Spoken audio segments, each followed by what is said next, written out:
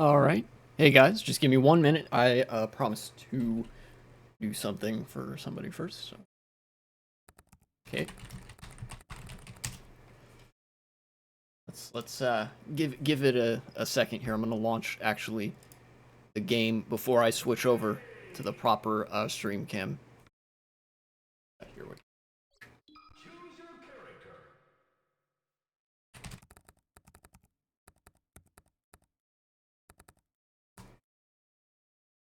Alright, and now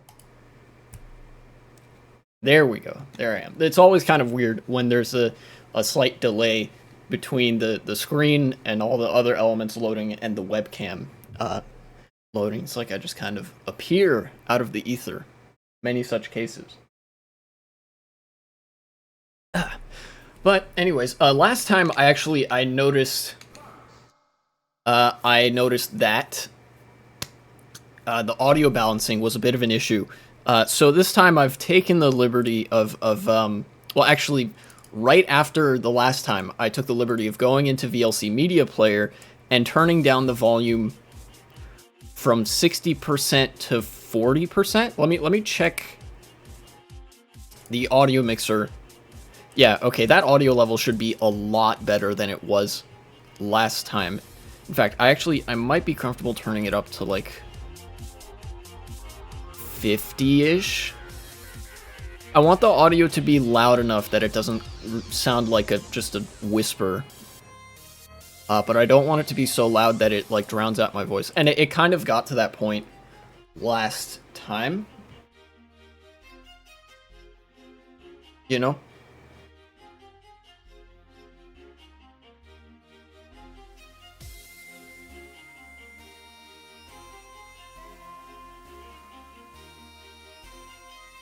Yeah, okay. I guess I'll wait for that guy to get back to me. Good opportunity to pull up the text document that I have. Let's see here. Yeah. I've got some good stuff to cover today. And by that I mean like there's stuff that's like the right balance of substantive and also like internet-centered, internet-centric, and then like everything here I think I have some pretty significant stuff to say about.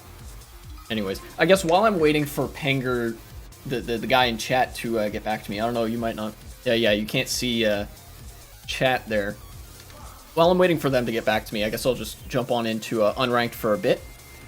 And I'll try to keep my eye out for a DM from them. And look at that, Falco. And I'm here, obviously, to throw for content, of course. So expect me to lose the majority of the games. Unless they are against Marth, in which case I will win.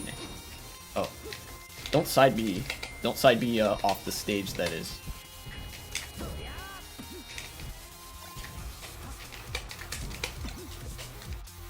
This is the first Melee I've played all day. Last night I spent a considerable amount of time trying to install the new version of like HDR, because I think that mod is really cool.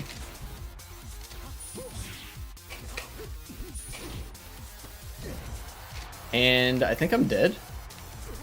Yeah, I'm fucking dead.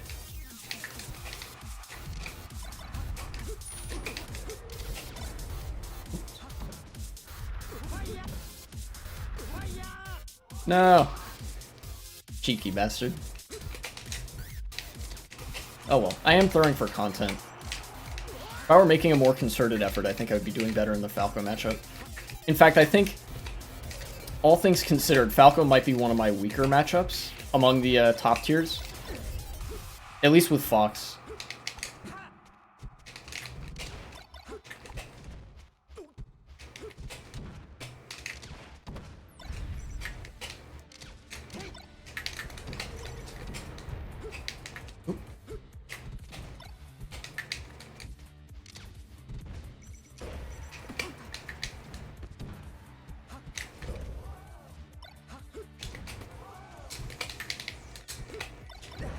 Oops.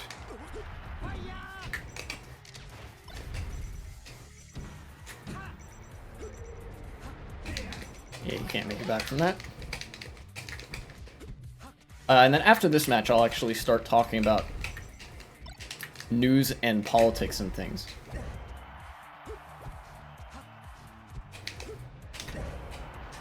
I am alive because my DI is epic.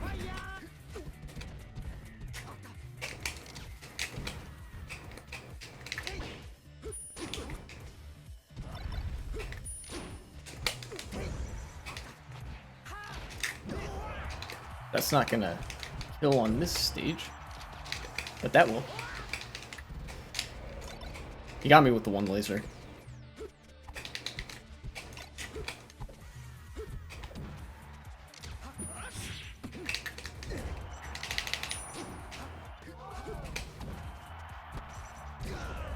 Ooh, alright.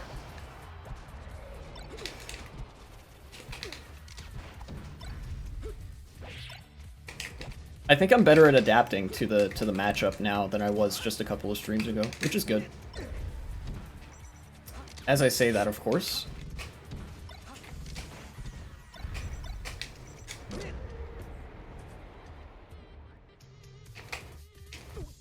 Ooh. I had a read on what he was gonna do too, I just was really slow to react.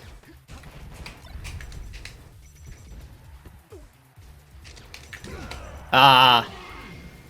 He anticipated that. Good stuff. Alright, let's get started on the stuff here. I guess I will start with actually the epically good news.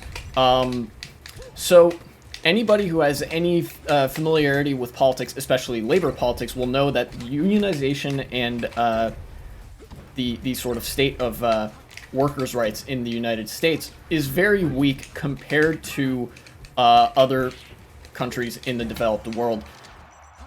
You know, France comes to mind, Denmark comes to mind, as does Germany, that kind of thing. But in the United States, one of the things that is responsible for that, among many things, there's like right to work, there's like, I don't know, there's like blatant lack of enforcement of anti-organizing or anti-organizing laws. There's like worker intimidation that companies get away with. But one of the key things that like goes overlooked pretty frequently is the actual process that is required by law for you to create a union at your workplace. Ever since the Reagan administration, the process was that if you wanted to unionize, you and, you know, some coworkers or whatever had to go to your employer and say, hey, we want to form a union. In fact, this part you still have to do. But then prior to, like, just yesterday or the day before, the rule was that if your employer said no, that was it, and you had to, like, you had to specifically seek out help from the NLRB, the National Labor Relations Board, to, like, get a union election to certify your union. And so the onus was really on the worker to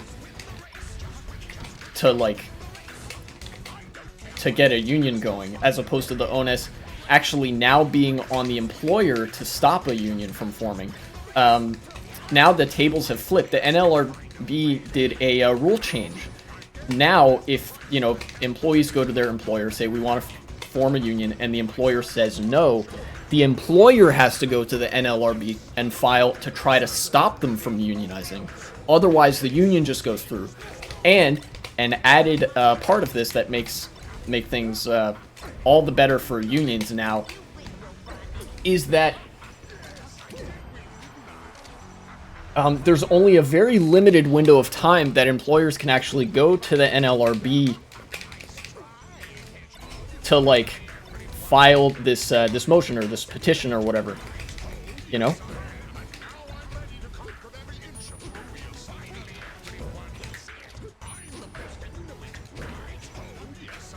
And myself and everybody else who saw this news instantly thought pretty much the same thing. This is going to lead to an explosion of unionization and labor organizing in the United States. And in fact, it's going to happen pretty soon, is what we were all thinking. And the I guess the payoff to that is that literally by the time, between the time that news broke and the time that this stream started, it has already started to happen. Things have already started to unroll in such a way that is very favorable to unionization, since Trader Joe's has unionized.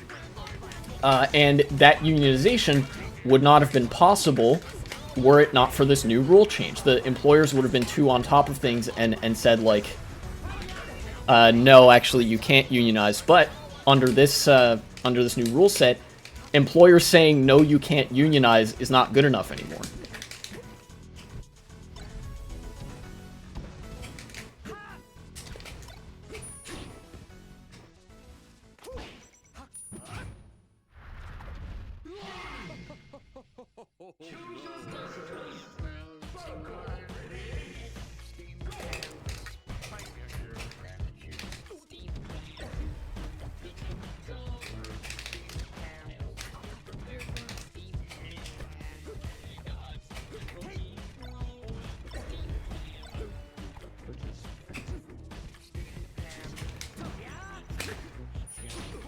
Ah, come on.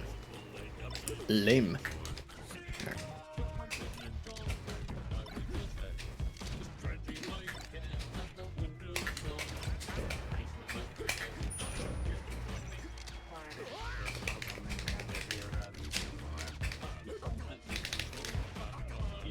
I need to start full hopping more.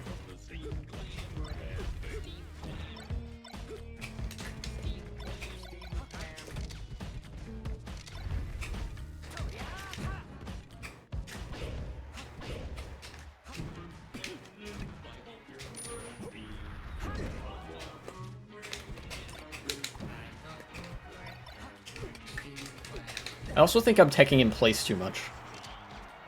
What do you guys think? Oops. I think I'm not DIing well enough. That's another thing.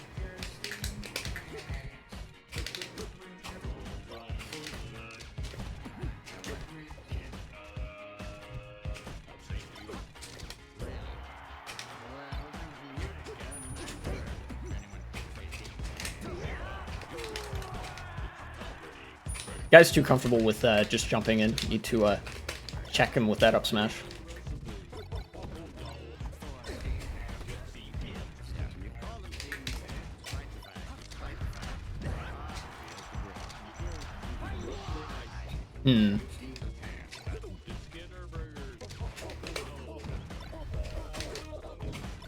I'm getting Falco'd too hard, I think.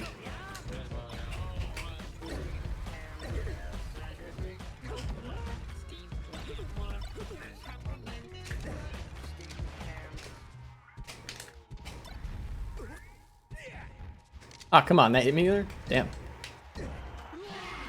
Lame. This Falco's annoying to play against, which is, I think, exactly why I need to keep playing against him, so I can get quite a bit better at the matchup here.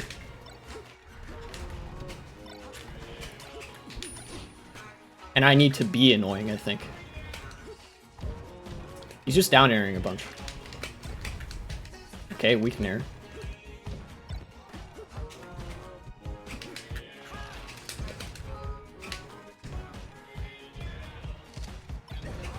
Ah! Dang.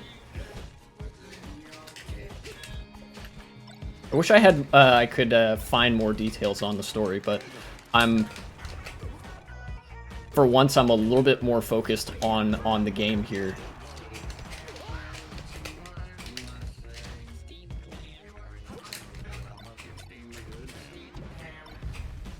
Yes, up tilt. Fox's best friend. Also Falco's best friend, but in this case, I'm Fox. So that's what I care about.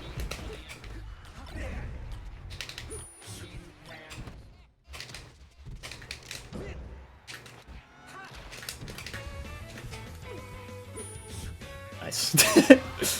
Don't hold me stock that, idiot.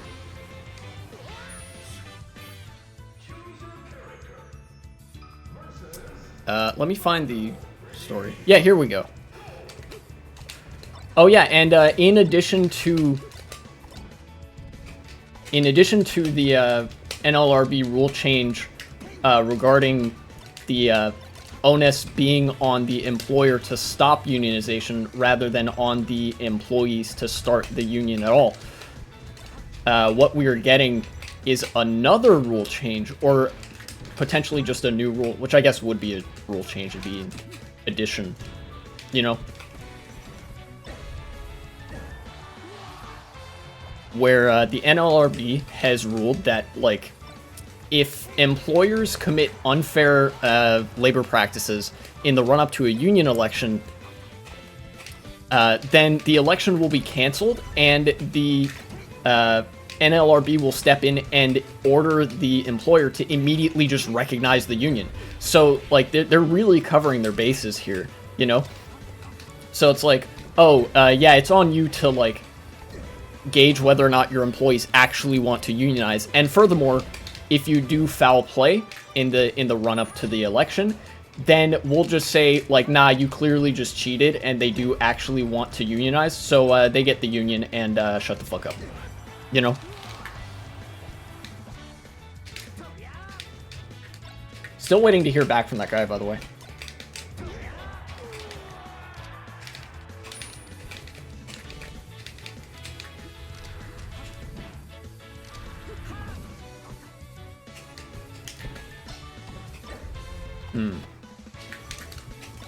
Not DIing the shines very well. Notice that.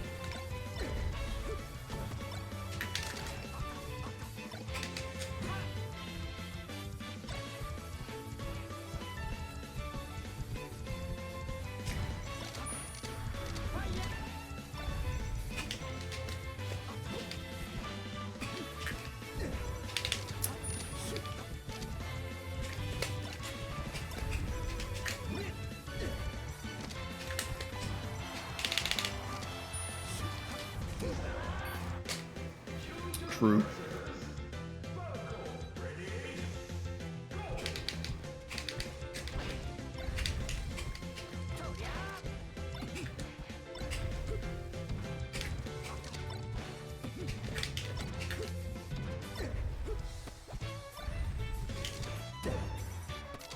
This guy has graduated from playing annoying to playing insufferable.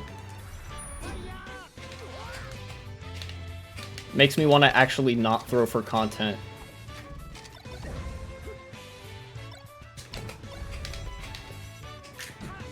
I knew he would do that. Ah.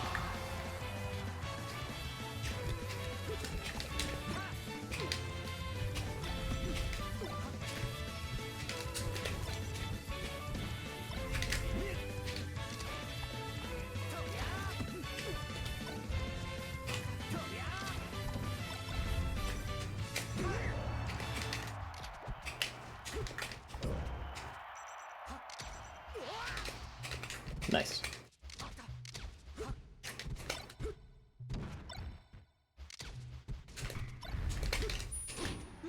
Ah, rip.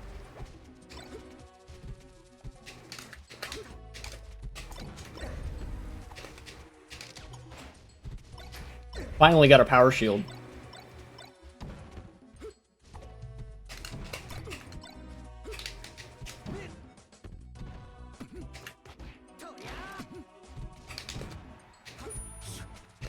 It has occurred to me that this guy might not be good, and I might just be bad. Definitely a possibility. Definitely a probability after that DI.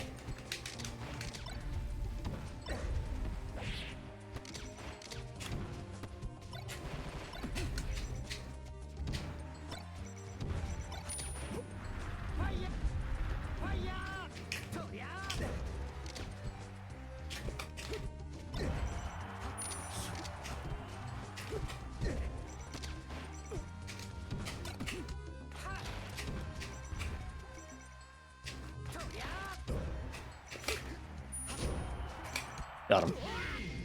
Finally. Woo! What else we got? Yeah. Oh, he's playing Doc? You may regret doing that.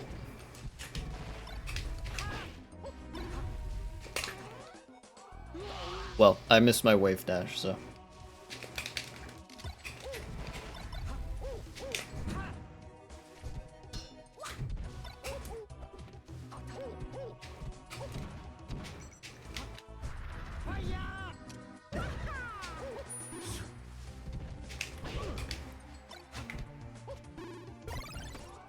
You fool!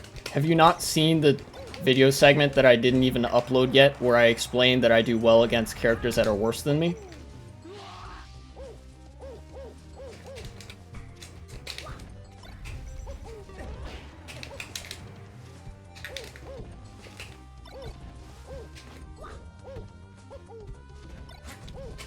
Doc's game is that he likes grabs and stuff, right?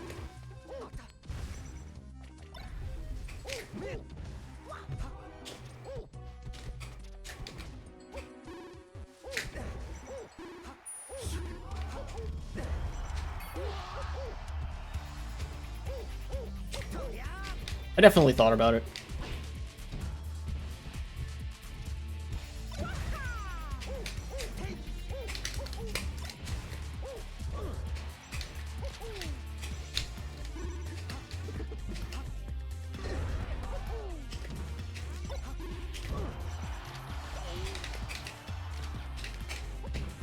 It's gonna take me a little bit to adapt to this guy's Dr. Mario.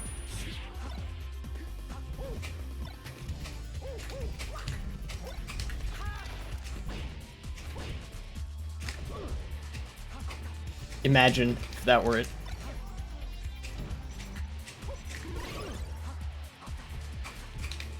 That'd be kind of crazy if that were it. No, am I dead? No, I DI'd that in, so I'm fine.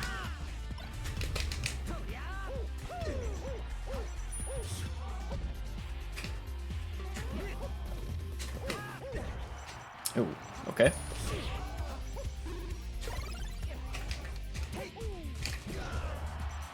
Ah, rip. True.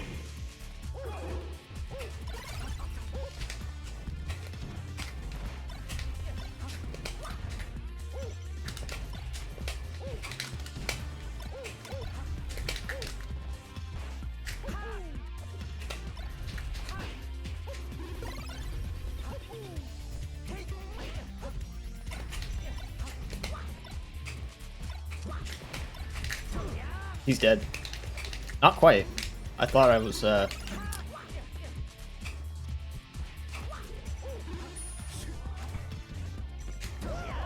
Okay, now he's dead.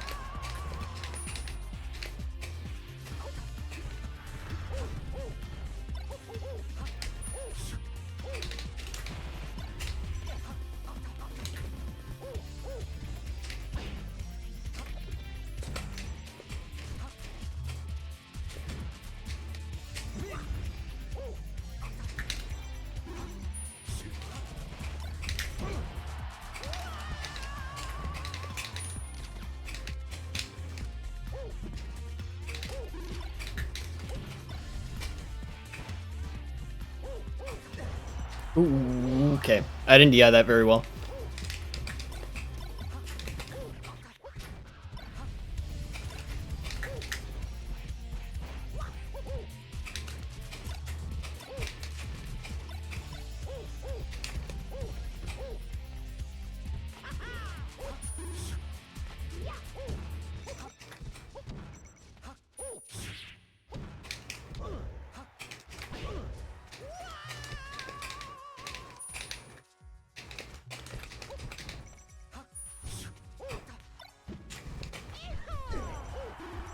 Wow, that was horrible, DI.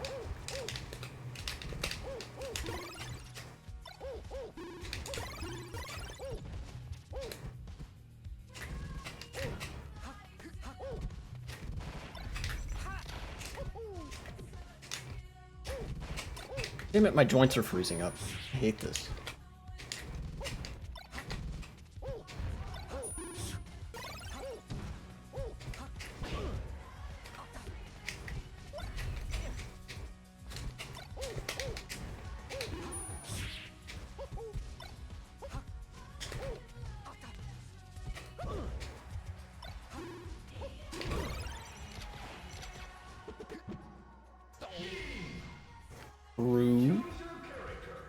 All right.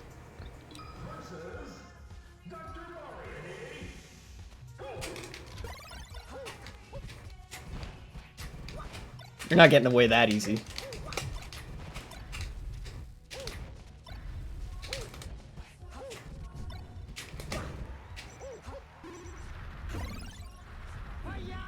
Oh, I feel like I could have made that back, maybe.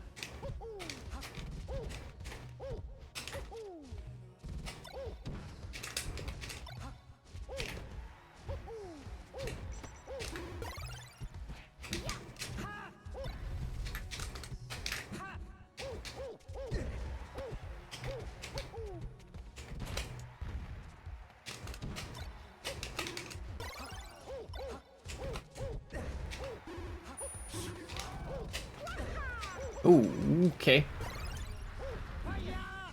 True.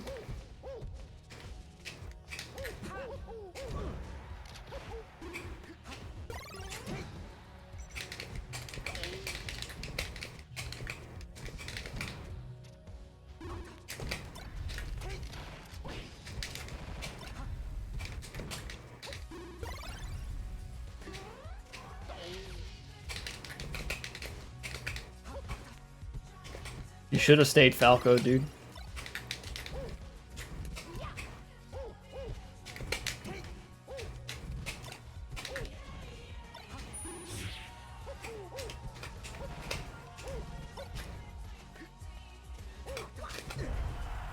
Ooh, charge.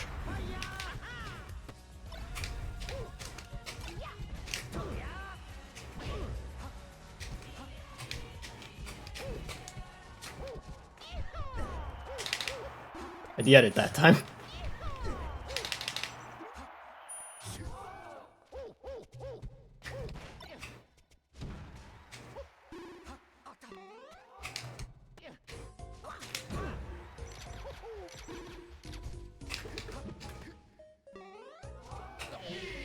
True.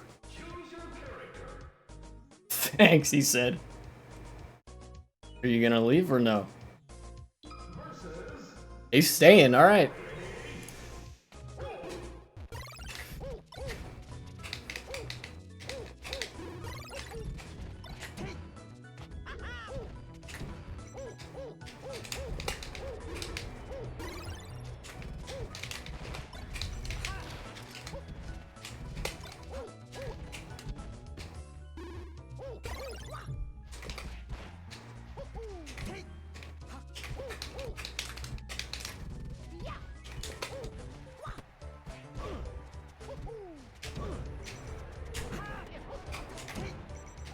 No jump.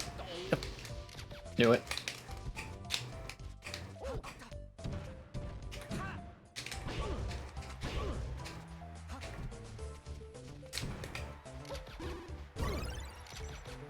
No jump, you're dead. Nice. I feel like he's gonna switch to somebody else. Young Link. Alright. That's the game you want to play, then okay. I'm down to beat up some kid from the woods.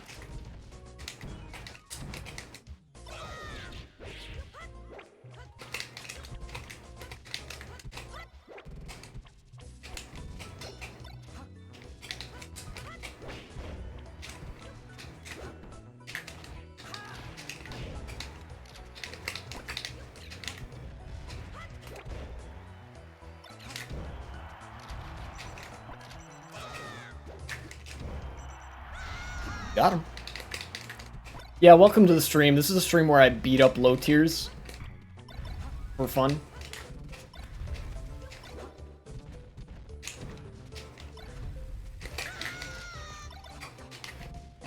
This guy, like, whooped my ass as Falco and played the most insufferable Falco I've ever seen, so I don't really feel bad about whooping his Dr. Mario and his Young Link, so... Yeah, you thought. In this video, I'll be explaining exactly what to do to collect water rolling rocks 0.5 defenses. But first, we need to clear something. 1, 2, O field. Alright. I'm noticing this guy hasn't had an answer yet for me, like, recovering to ledge. Just a little, thought there. Like, I switched... Okay, if this guy's watching, which I want to think that he might be, you, like, when you were playing Dr. Mario, right? And you caped me with like, when I upbeat, all it took was me shifting my recovery to just side being for that to never work again. So, because this is something we can do 0.5 defenses. I shouldn't be get up attacking so much.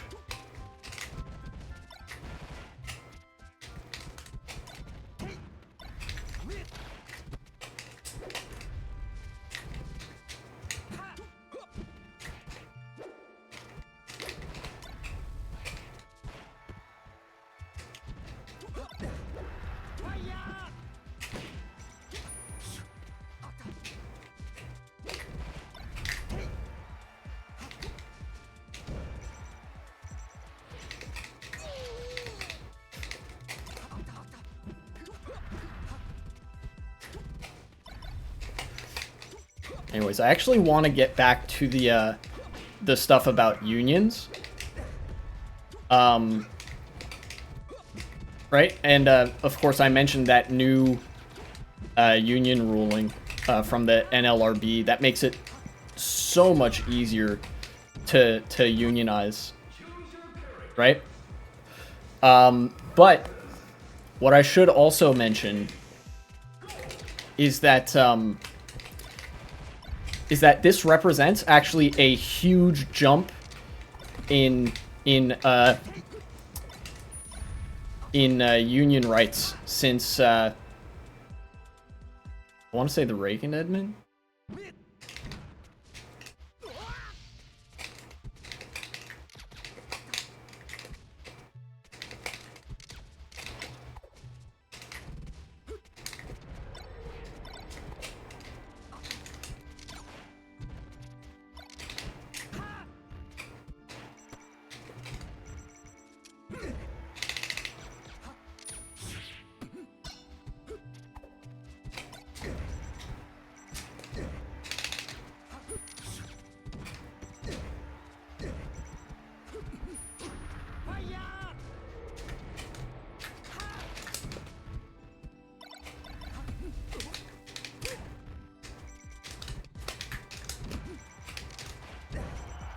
Ooh, okay. So the Reagan administration back in the day, and it certainly before my time, but unfortunately my parents had to live through that, gutted unions to a ridiculous extent. You know, not even funny how much the Reagan admin gutted the state of workers' rights in America.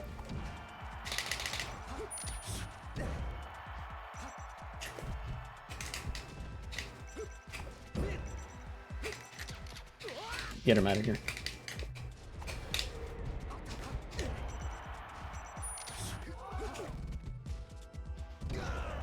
Ooh. And now this is it's kind of crazy that with a single rule that's been completely, the damage has been undone almost. Or at least a lot of the damage has been undone.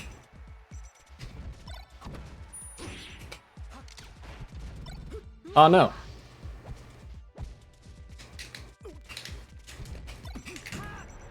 You're dead again.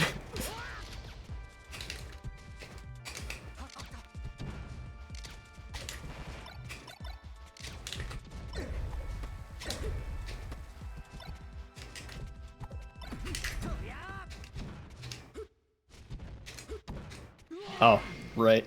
Okay. True.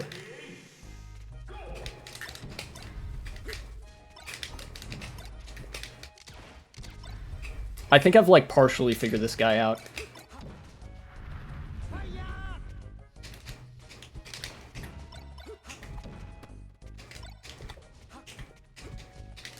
He loves jumping around, that's for sure. So now the question is, like, how do I deal with that? How do I deal with this guy jumping around and, like, down airing all the time?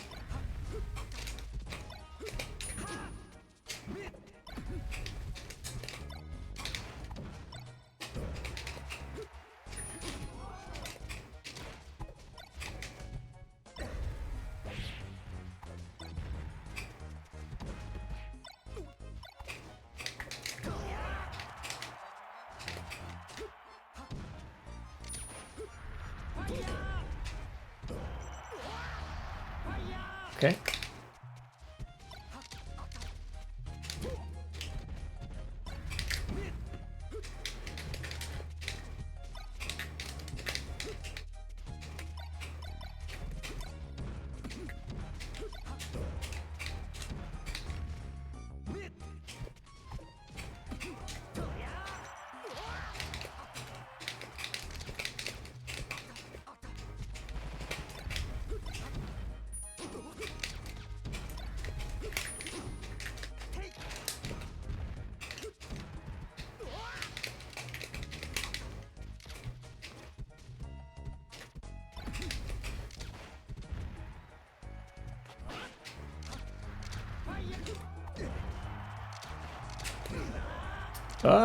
Okay. Well, forward smash kills off the other side of the stage.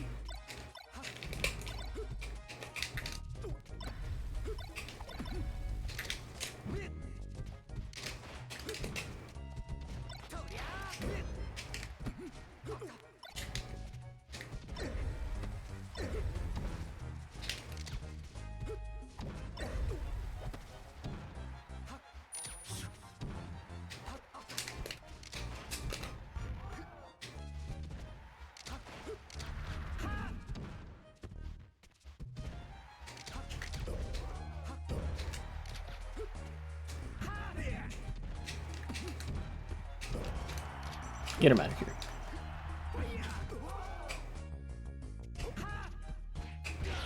Ooh, I'm dead. Okay.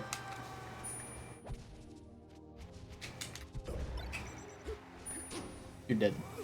Nice. Thanks, you said. Okay. Sure, I guess? I don't know why you keep saying thanks.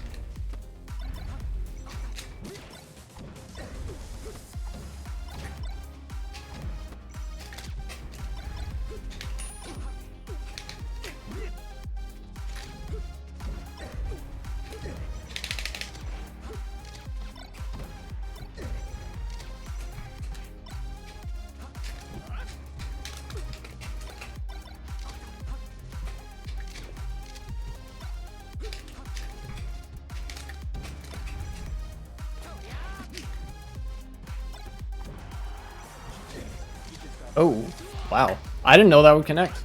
I didn't think that would connect either.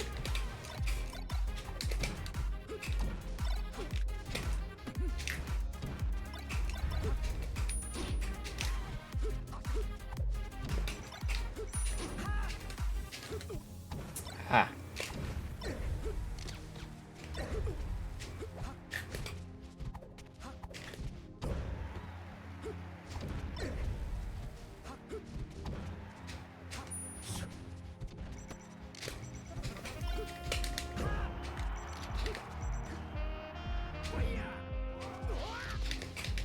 through. I gotta play just as annoying as this guy, I think, if I want to have any shot.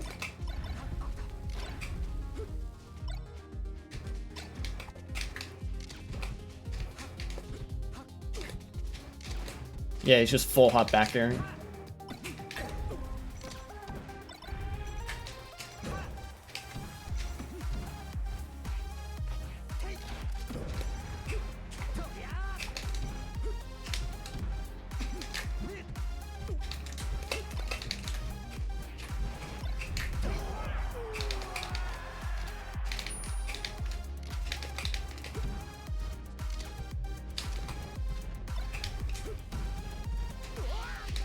Cool.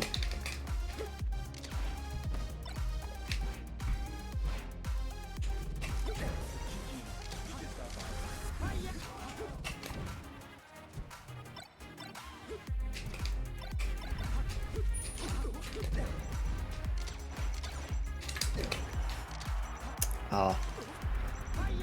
I thought I could get him with the cheeky, like, reflect the laser on purpose, but I don't know.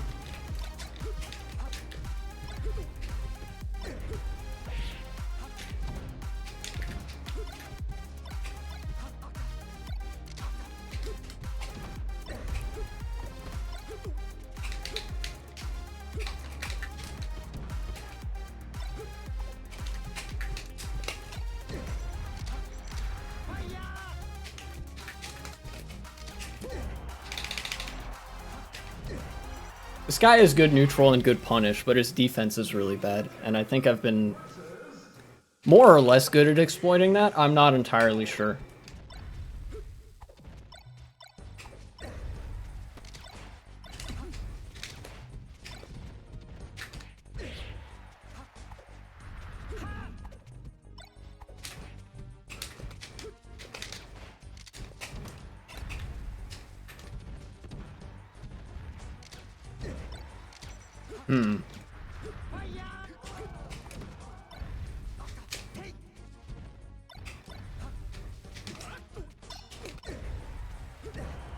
Not doing anything very complicated, I don't think.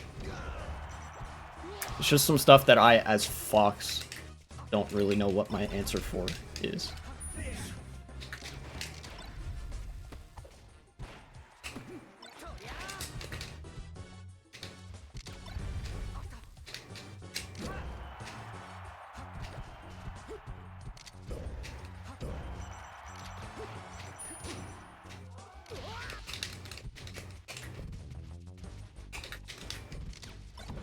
Oh god, I just realized something. This might be what like some of the people that like I hear about, where you practice against them and it actually makes you worse at the game rather than making you better at the game. Because this guy is teaching me to do a lot of bad things, I'm now realizing. Like, look at this. That double jump, like, this double jump keeps working. Oh, oops.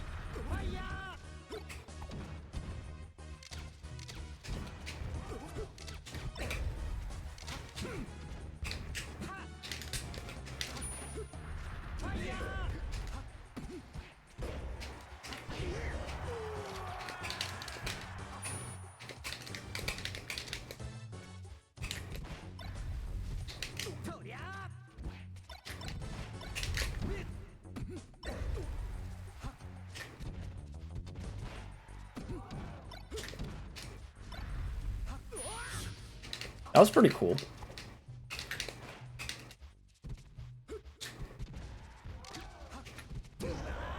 Mm-hmm.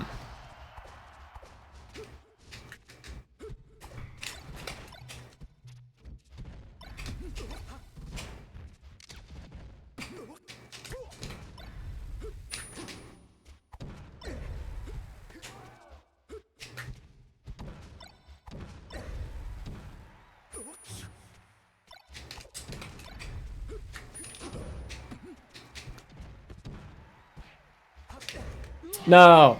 Rip. Jeez.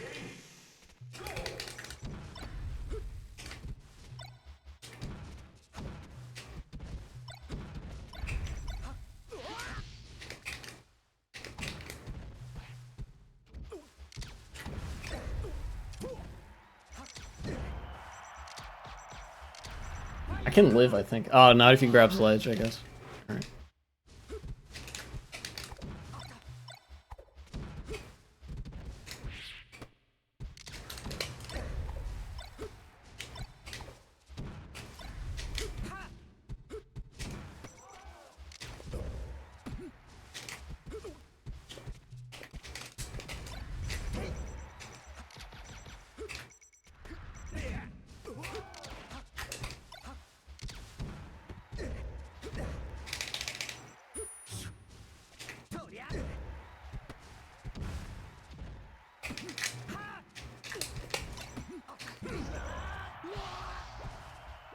I do not know what's going on in this guy's head, but I know there's a lot of laser and a lot of down air.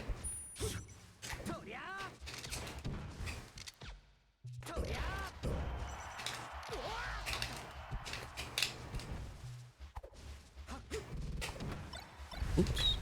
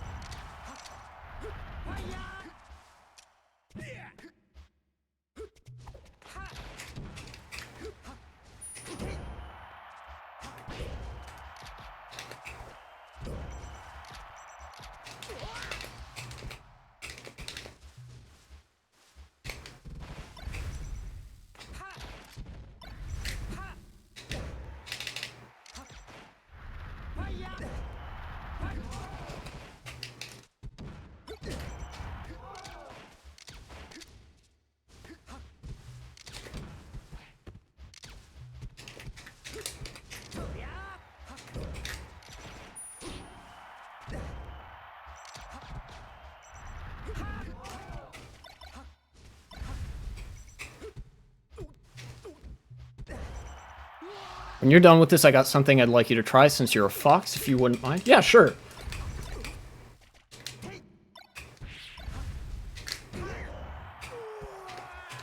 I will, I'll quit out here. What is it you had in mind?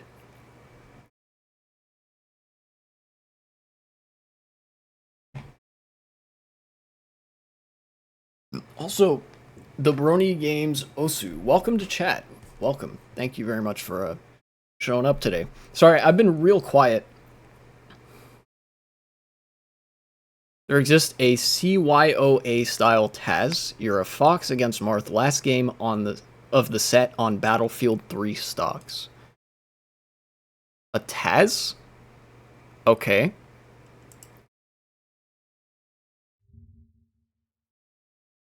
Oh, Taz Your Own Adventure. I see. Okay, yeah. What did you have in mind for this? Did you want me to like analyze this? Because if that's the case, I would be happy to. I just wanted to like rehash some political things before I get into it that I had seen. The most important of which, give it your own run through, see how you do. Oh, okay, yeah, sure. Let's do that right now. This is content. Shout outs to B&D Games. Anyways, I didn't spend that much airtime talking about this. You know what? I wanted to say some things about the union stuff, but I can do that after. So let's see what's up.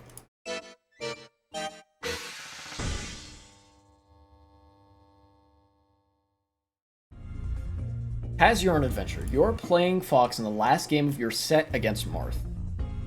Okay. As you watch through the video, there will be moments where you're presented with two choices. Every choice you make will either result in you losing a stock or Marth losing a stock. Interesting. Okay. Each option will have a unique timestamp. In order to choose the option you want, you must manually go to the timestamp. Marked by chapters. Yeah, I saw that in the little bar. Pause the video if you need time to think, as waiting too long may spoil you to other alternate outcomes. Okay, well, let's see how I do. Note that the locations of each choice are randomly spread throughout the video. Okay. So let's go to game start. It'll slow down and you see your choices. Okay. Let's get started.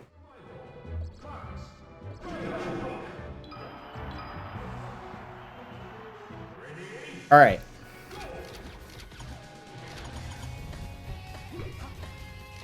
Oh boy, so it's a actual like Taz. It's not like one of those human theory. You get knocked down on the platform. How do you counter Marth's up tilt? Okay, here's the thing, right? Let's go through what I think for either of these options, right?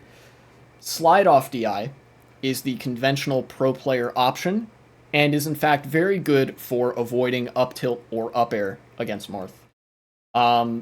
Whereas it seems like DI down and tech would just make it so that you sort of open yourself up to another up tilt, right? I don't know if there's enough time. Maybe there is. Either way, I've seen Zane like cover the slide off, but God, I don't know. Both of these, okay, here's the thing.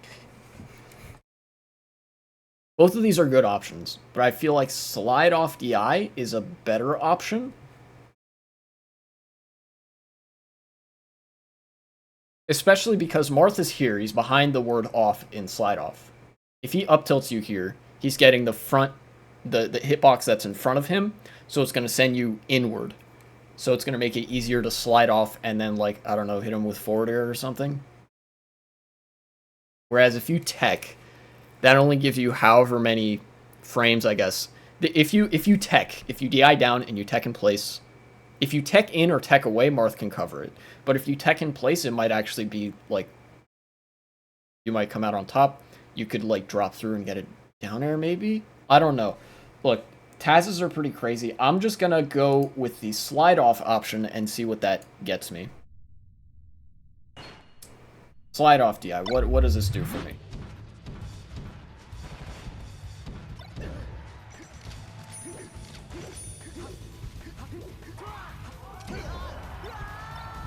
I guess I chose right. Marth responds with invincibility. How do you evade him? Do not go to ledge. Whatever you do against a Marth player, do not go to ledge. This is a bad idea. So I think anyways. Fox is at low percent here, which means that Marth should be able to gimp you every time. If you go to ledge at high percent, that's not actually a terrible idea because you can ledge tech. But 23%, you're not going to be able to tech those down tilts. It'll be easy consistent for the Marth. Platform movement does technically leave you vulnerable, but there's a lot more room for you to, like, literally run away from Marth. And I've had more success with that in the past. In fact, going to ledge is something that I used to have a habit of doing when I only practiced with 20XX. Like the insanely cracked level 9 CPUs, I would go to ledge. But the thing is, right, CPUs are bad at covering ledge when you're on the ledge. Like, they're bad at sort of playing around that. And I learned very quickly on Slippy Online, going to ledge is not usually a good idea because it puts you in the corner and it sort of limits your options right away. Platform movement is a much more reliable form of evasion, I think. 1150, right? Platform movement. Let's see what's up. Let's see how good am I at the game. Probably not very. Run away, dude. Run the fuck away. That's my my take here. And it looks like it's working out for this Fox so far. Alright, looks like I picked correctly.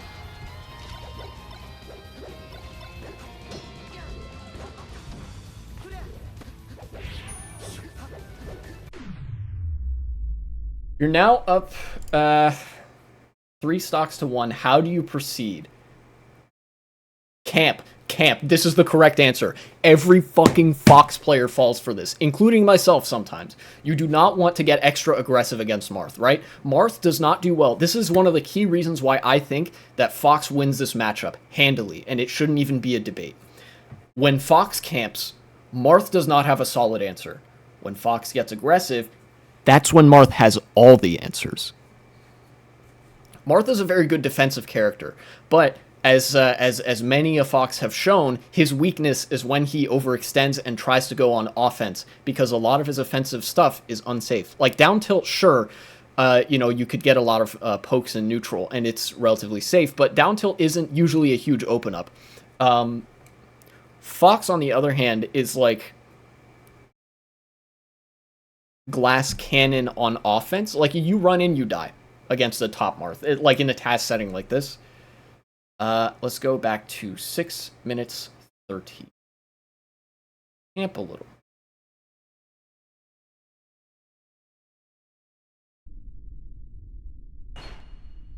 See how Marth likes it.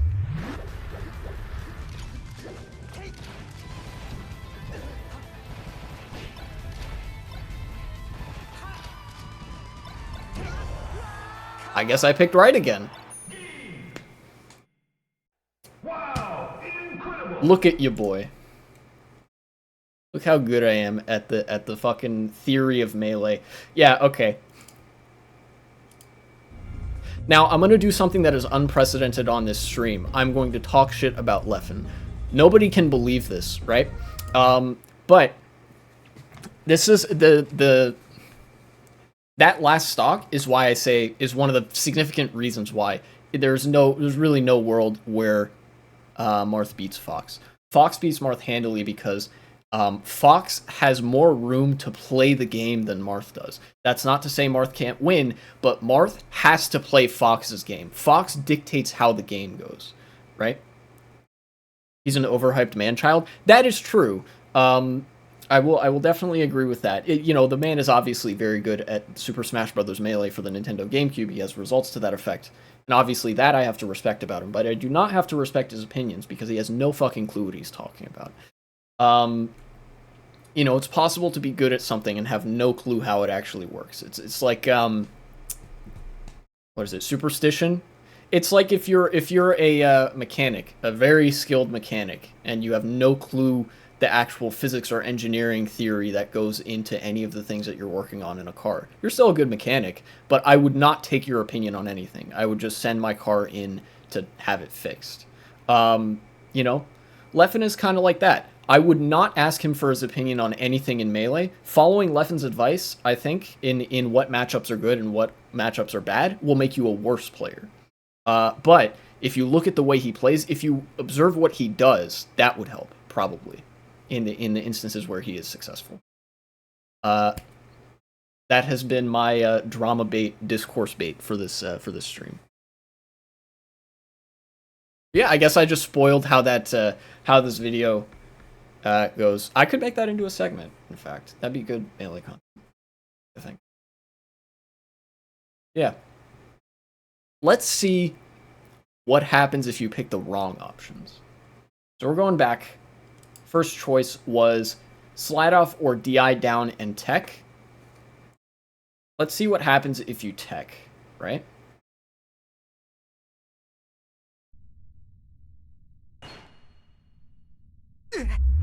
Yeah. Yep, there we go. He did what I thought you might be able to do, but I wasn't entirely sure. He tried to drop through and down air, but Marth is actionable first. I'll accept his call for a wobbling ban because it did water down the IC matchups tremendously. That's true. That's one of the few things I'll defend him on. At the same time that he also called for a full puff ban just out of saltiness over losing to HBox sealed his fate with me. Yeah, he just doesn't... I don't think he takes losing well. And it's like a broken clock thing. That's only in Melee. He also tried getting into Tekken and was an absolute asshole over it. Oh yeah, I know he's played other fighting games and has not exactly had a good track record with his opinions in those games. Leffen, here's one thing I want to say about Leffen that I'm not going to be as mean about, but I think is important to take away when you're analyzing a game as complex as a fighting game or as, Melee. Leffen sometimes arrives at the right conclusions. Potentially even for, on the surface, the right reasons, right? The wobbling ban. It is, like... It's sort of antithetical to the game of Melee. It is an infinite combo, right? That takes the gameplay out of the game, right? There's no answer for it. Ices get one grab, and then that's it, theoretically. Handoffs, there's still an amount of that, but there's ample opportunity for the ice climbers to mess up. The thing is, Leffen uses the wrong process to arrive at his conclusions. The way he arrives at his conclusions is wrong. It is flawed. And I think it's based a lot off of spite. I mean, there's a lot of spiteful people in the world, whatever. Obviously, I'm not inside the man's head, but it's clear that the way he thinks does not reliably lead him to properly understand what is or isn't good about, I don't know, certain controversial mechanics in the game. He's incredibly spiteful. There's no doubt there. Yeah, and you know, this shows in some of the things he had to say about the box. I'm basically an uncritical box supporter, and I know some people feel like it's a cheater controller and whatever, but I think Hax's line of argumentation is stronger here. That like the answer is instead to buff GameCube controllers as much as possible to try to achieve parity with the box, because for me, banning the box will never be an option. Right? That is a real solution to a real problem that people in the Melee community experience, which is arthritis. You know, for a lot of people, yes, you could potentially, with good health routines and exercises and stretches, you could get around that. You could evade it for some time. But for some people, they have a genetic predisposition to arthritis or whatever. For some people, it's unavoidable. And so that has to be taken into account. And it's very clear that Leffen is not doing that. Yeah, so, and although he raised some valid critiques of the box with the, like, oh, it can do things that the GameCube controller can't, right? And so the answer then was like, well, let's see if we can't get the GameCube controller with mods in game or whatever to be able to do those things, or if we can sort of raise the manufacturing standards of GameCube controllers, instead of arbitrarily nerfing the box, because everything the box does is possible in game. Like when you press right on the box, this was one of the things, the 1.0 Cardinal, when you press right on the box, there's nothing like magical happening. You're going to the right.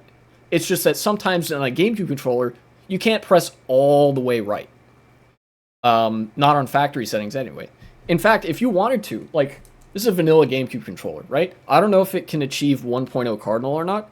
If it can't, I could just sand down the little notches here, and then congratulations, I've now achieved 1.0 Cardinal on my shitty vanilla GameCube controller. Some people require specialized controllers due to things like muscular dystrophy, hence why Microsoft made the adaptive controller, for example. Banning the box sends a message to those uncomfortable to need that, telling them they can't play at his level.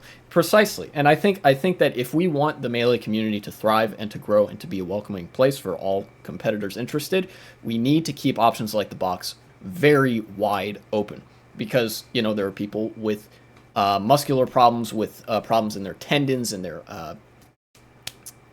bones or cartilage, whatever, who need that, you know, because they want to play their favorite game, but at the same time, this might not be the most ergonomic way to do it for some people, because, I don't know, you've seen a lot of people do this, the claw. I do that sometimes.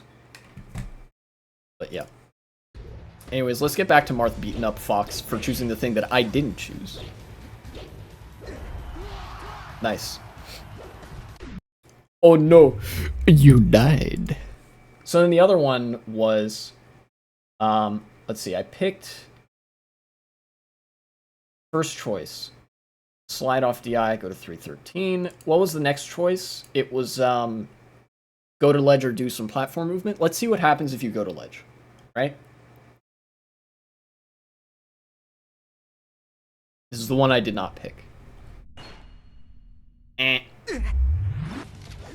Awesome Sauce did a video talking about controllers in the same manner. He showed off a third-party GameStop controller, which is banned because it has an admittedly awful turbo switches.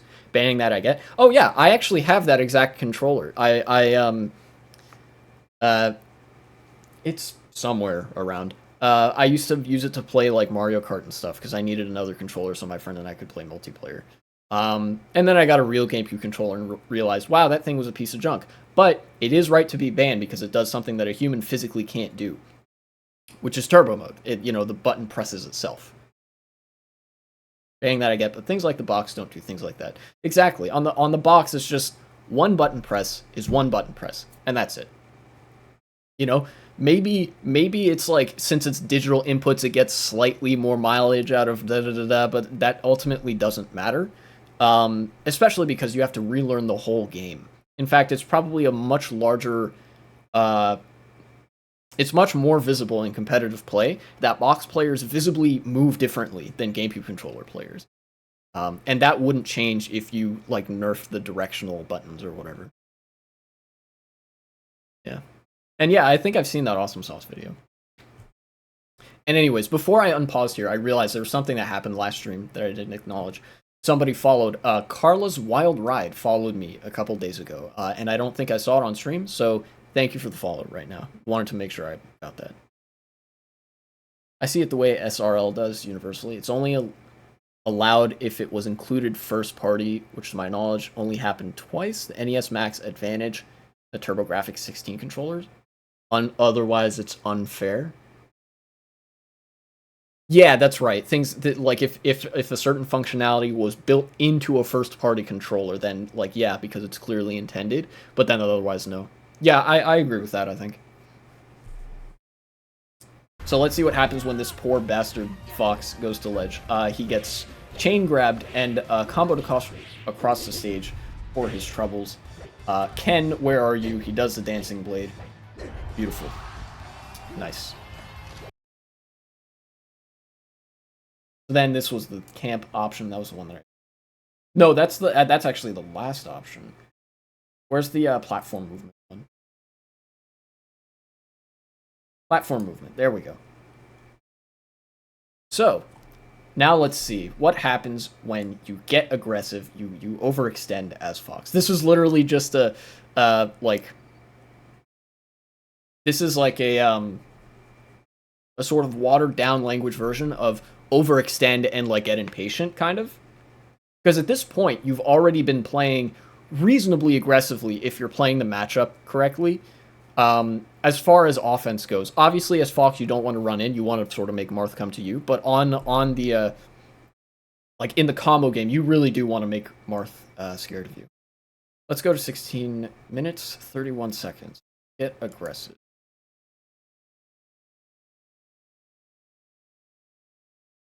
Right, I saw that. If you intentionally pick a bad option at any time, you get more opportunities to see how this Taz plays out, since there's 20 total outcomes. I don't think I'm going to have the time to do all 20 on stream, especially if I want to like do a little bit of commentary myself, because, you know, React content, I don't exactly want to be lazy. You know, this 20-minute video could very well turn into 40 or 50 minutes of live stream time. Unless you want that, in which case I will happily do it. Wrong answer, idiot. Get grabbed.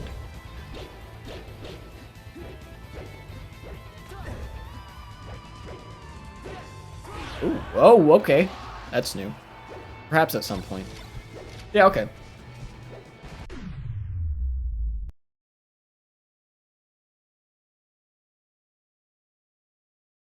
Keep it simple with Nair. Okay, I know the Taz answer is actually do the infinite because that's an actual combo. But the Nair is like Nair you can ASDI down or whatever. I'm not going to do the whole thing. But thank you for bringing that up. I'm glad I saw that. Nice. Future me, if you're editing, cut the segment there. That's a wrap. Nice. That'll be good. I like melee theory. You know, it's funny. I find that I'm very involved in politics and I read political theory sometimes. I'm not as good at understanding the full, like, stuff behind political theory as I am at understanding melee theory. Which is...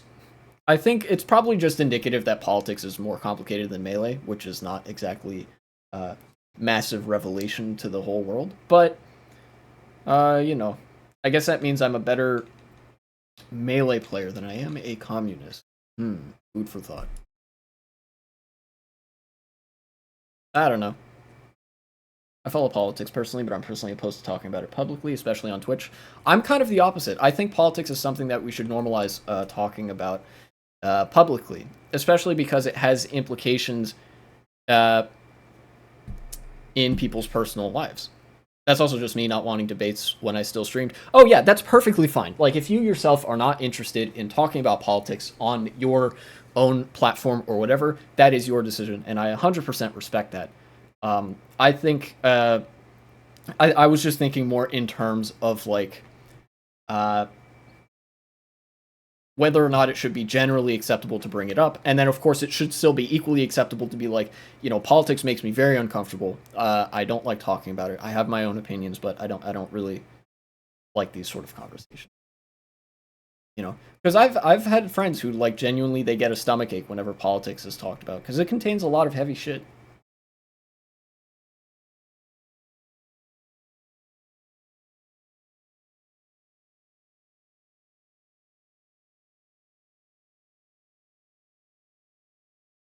What was I gonna say about the? For me, I try to keep it at an agree to disagree stance. I've dated multiple people on the opposing side of the aisle for me, and that's fine. Yeah. Yeah, I guess that's good. That's good. For me, sometimes, right? Obviously, it is nice to keep it at an agree to disagree level. There are some times when I actually can't do that because you might have seen in the tags, I am pansexual. So sometimes the opposing political opinion with which I would be disagreeing is regarding my right as a person to exist, and I can't just respectfully disagree with somebody on that, or like, you know, like I said, it's one of those examples where politics kind of hits at the personal level as well.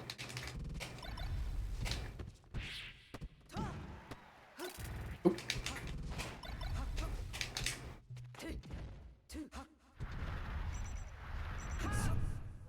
All I will say is at the end of the day, I've seen people broken up friendships and or canceled over it. To me, you're the same person I knew before. We talked about that. I won't cut you out just because we had one disagreement. Yeah, and that's always sad to see. It just depends on the circumstance. Like, obviously, I can't speak to every personal circumstance.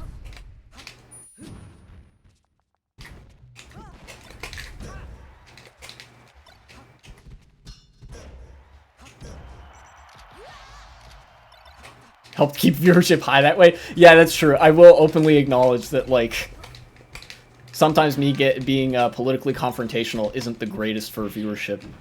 But, you know. Like my dad said, I talk politics with him sometimes. I am a glutton for politics. Obvious play on the term glutton for punishment, because I'll be real, sometimes listening to political stuff does feel like I am losing brain cells.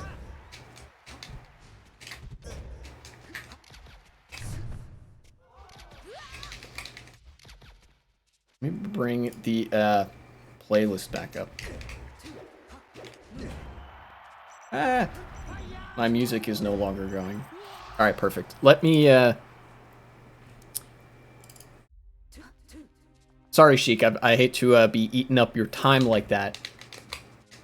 There we go. Okay, we're good. We're good.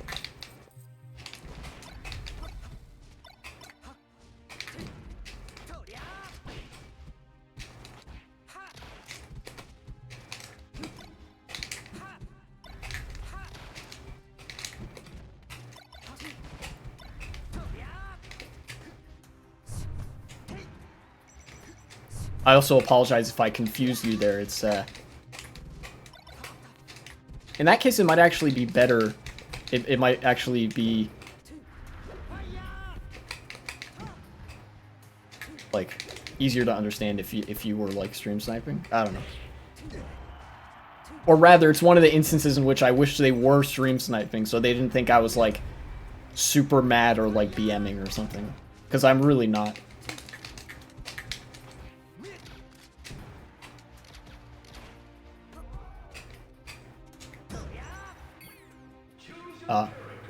Unfortunate. Or I guess, dudette. Nah, dude is gender neutral. Real quick? Yeah, what's up?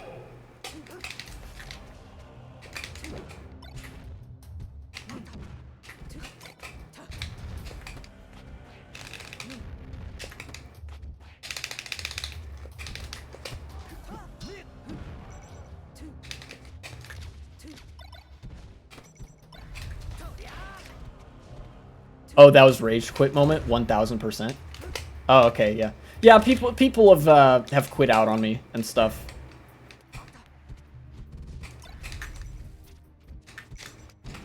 That's happened.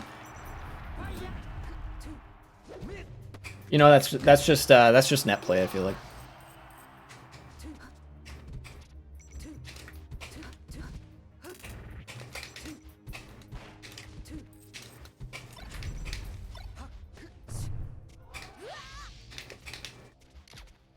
Since you're big on melee theory, I want you to hear your opinion on something I like to do personally. Sure, what's up?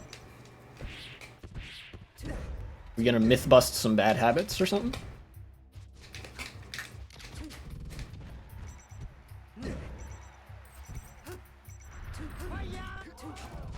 That angle was sick. I didn't really have an answer for that, and I'm dead.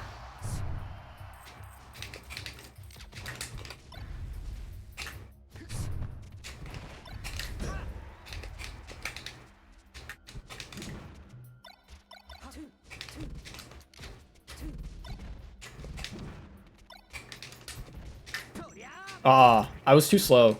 I think that would have gotten me an up smash. Nobody SDIs on net play.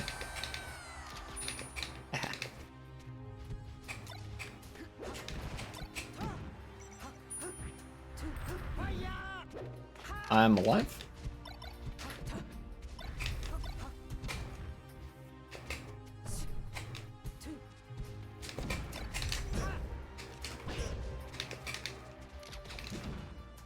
Let me, I used to be a Luigi main, but I decided to shed my Luigi man ways. Since then, I've been trying to learn the ways of character-based counterparts, with theory that a good counter to XX mains will open more opportunities to success. Is that a good or bad idea? Like, counter picks? Like, focus on character counter picks? That's not a bad idea. Okay, here's my take on things, right? The way that tournaments work, right? You don't always, like, character counter picks are only really applicable if you win the game, because the other person, like, is liable to character counter pick you or whatever. Playing that game in tournament can kind of backfire. However, I will say that it is definitely good. It is 100% good knowledge to have to play the character on character game, right? So that, like, if you know counters to several characters, right, but with several different characters, it is possible to, like, take that and be like, okay, so I do this with this other character to counter certain options. So then if I'm playing this other character, I can then do this similar thing, if that makes sense. So, like, if for example, you're playing against Fox and you pick a specific character for Fox, let's say you play Falco against Fox, and you have answered for some of Fox's options as Falco, but not necessarily for other characters, you can sort of simulate the things that Falco does with other characters if you understand why it's good against the thing that Fox does. So, like, I don't know, maybe the Fox does, like, a lot of shine, and you just wait it out and come down with a down air as Falco, or something like that. You know, you do some option that beats that, or that you can wait it out with. There are analogous options with other characters that you can just say, well, it's not that different from if I'm playing Luigi, I sort of hop in place, wait for him to shine, and then, like, space him out with a forward air or something. I don't know. But yeah, it's essentially, I think, a longer way of committing the same thing to memory. Although obviously whatever is your preference is whatever is your preference, and whatever helps you learn is whatever helps you learn. I've been in and out of an Amateurs Weekly and Slippy, and opened with Fox against the Samus main. After falling 2-0, I immediately had a good edge guard against her with Marth, which felt like the right move, even if I still got 3-0. Just an example of how I do. Yeah, if you feel like there's Marth stuff that you can do against Samus that is really good, then that might be your answer to Samus. I know for me, I don't have a very good answer for Marth outside of Fox. As Falcon, there's another stream where I've, like, made a video out of this. I really get beat up by Marth, and so I need to play as a character that I feel like can take the abuse in order to exploit the weaknesses of the Marth matchup. So yeah, character-specific counter picks can be a very good idea. You just have to know when they would be applicable, I suppose.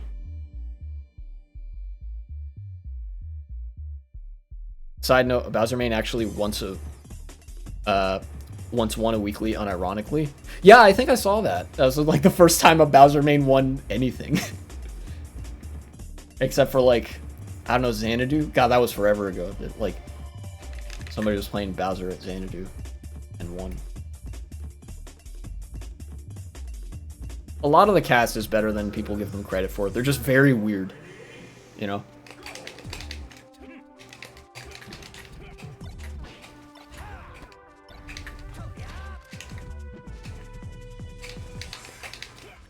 Armada once lost to Kirby. Yeah, but he was really drunk. Let's be real.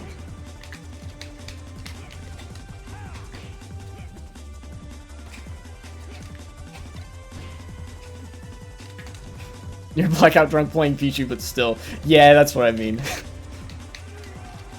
There are characters that can do it. Like, I would almost consider it more indicative of a character's potential when, like, Sea Rabbit or like, Moonanite gets, like, decently deep in the bracket at a local or even, like, a major tournament. Maybe they make it out of their pool, or they make it to some of the later matches in their pool. I think that's really indicative of how good a character can be when it's put in the right hands. It's just a matter of a lot of the reason that people play fighting games, and Melee especially, is because of aesthetics and satisfaction, right? People play the game to have fun. And it's just not very fun to play as some of the not as good characters, such as Kirby. You know, I've played a little bit of Kirby before, just on the like 20XX with the CPUs. It's not very fun. Here's the way I see it. Pikachu was low mid-tier for the longest time, yet Axe still won a major with him. Yeah, that's right. And I think that applies to basically every character in Super Smash Bros. Melee. The only thing is it's got to take somebody who has a genuine love of the character. And Axe has a genuine love for Pikachu. That's the sort of bar that you're looking at for a lot of the worst characters in Melee. Is that people really have to like the character and want to do well specifically as that character. Whereas with the better characters, it's less of a requirement that you're super committed to the character in particular. Like, people have won, you know, there are plenty of Fox and Falco mains that don't necessarily have any attachment to Fox and Falco as characters and as aesthetics unto themselves. It's just that they like the way they play. You know? I'm getting kind of whooped by this Ganon, not gonna lie. Yeah. Ooh, I think I'm dead.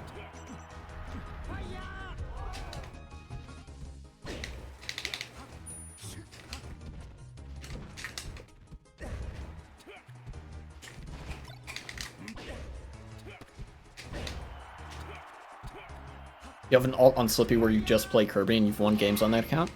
My attachment to Luigi is solely nostalgia, I won't deny it. I'm a retired Luigi's Mansion runner, for God's sake. I used to be top 40 on that game's No Outer Bounds leaderboard. Oh, shit.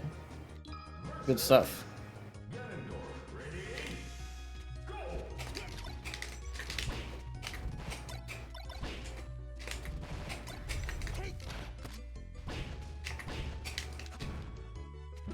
Yeah. And I actually think for, no, I'm not even top 100 with my last PB. Yeah, that's speed running for you. It'll be like that sometimes.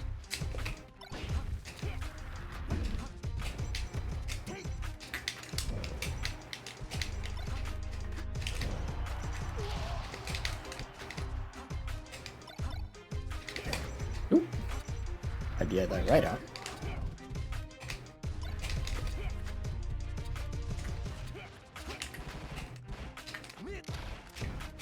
I know I'm doing some stuff that isn't, like, amazing in the Fox Ganon matchup. Like, I know you're not supposed to shine as much, right? You're supposed to just sort of abuse the fact that your aerials are really good.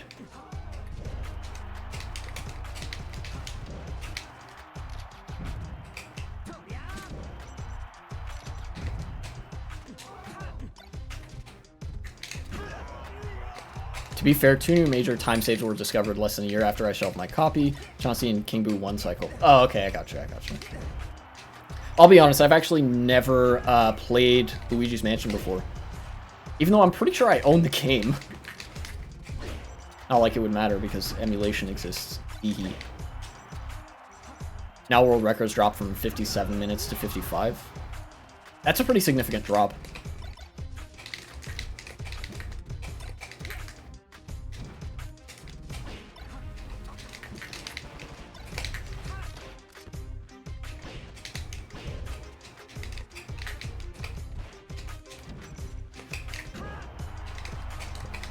Oh, not quite. This might kill. Yep. Still love Luigi's Mansion. I just want to want to turn on my timer ever again. Yeah, I feel that. I did a tiny bit of like Mario 64 16-star speedrunning, and I saw that like people were doing LBLJ in 16-star, and I was like, okay, that's it. I'm not doing this. I didn't get very far in the speedrun itself. I think I only got down to like 23 minutes as my best speedrun. But then I decided, like, well, I enjoyed the game. Thought LBLJ was banned for 16? No, apparently not.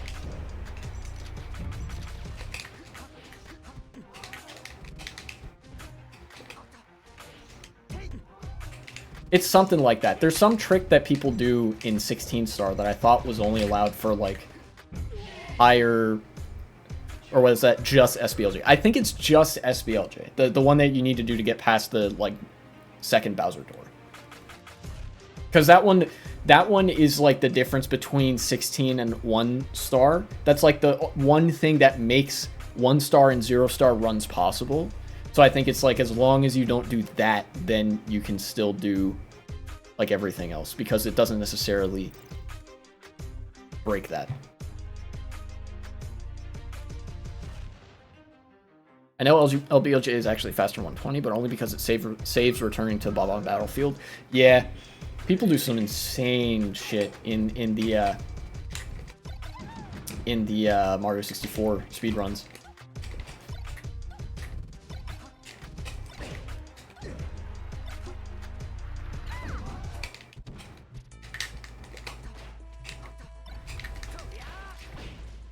My bucket list items is to run a 602. I don't quite know what that means, but I support you anyways.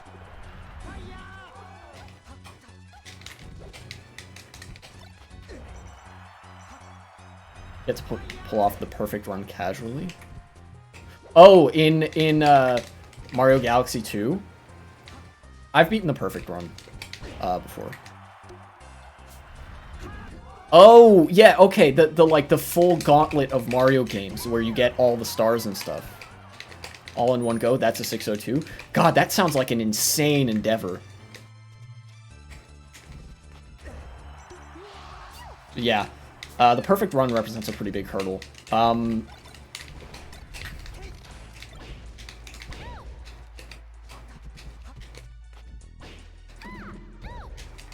You're dead. Yikes. Kind of sucks being Peach when you're not down on the ground here.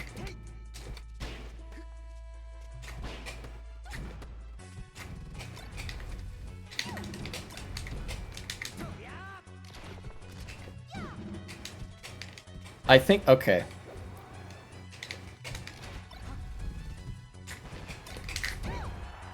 I've played through all of those games except Sunshine. And I tried playing through Sunshine, but it felt just different enough from the other Mario games that I played that I didn't really stick with it. I didn't have, like, a super significant, like, nostalgic attachment to it.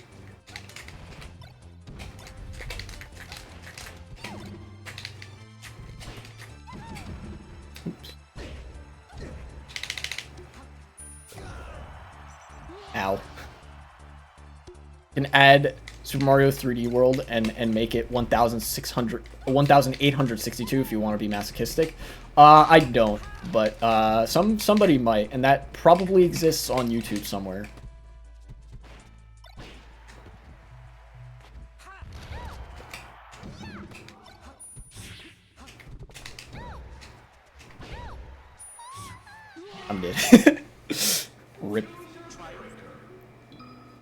So true.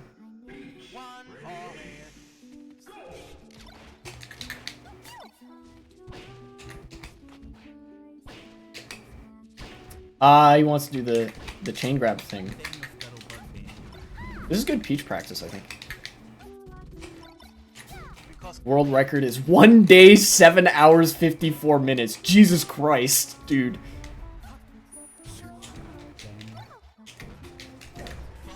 I tried to shine.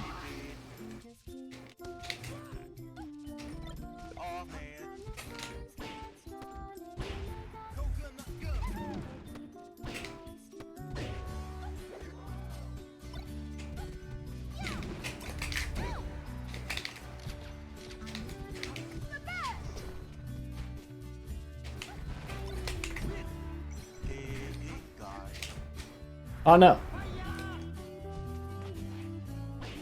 You got the stamina to go the distance? No, I definitely don't. I've done overnighters, like all-nighters before, and they were not pleasant. So I can't imagine doing them while trying to like speedrun a video game.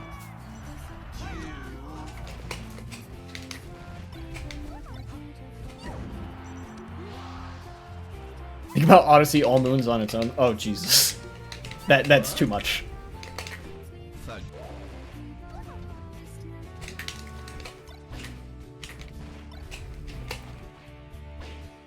Now add. Yeah, I'd be stuck on that forever. I would. That would be like purgatory.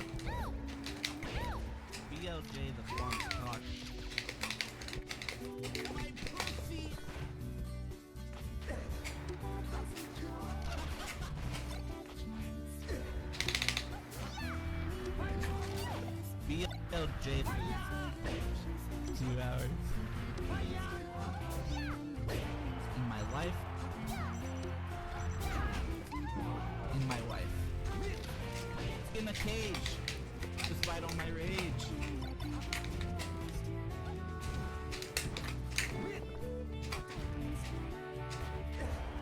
I'm alive. Hey Squeaker, what's up? I'm having intercourse with the goddamn axe. Good try. Me when I am being a crafty little devil.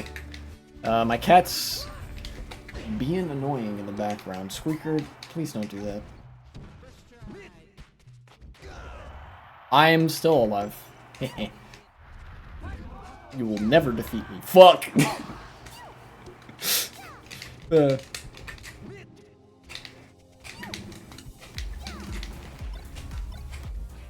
No, Squeaker. God damn it.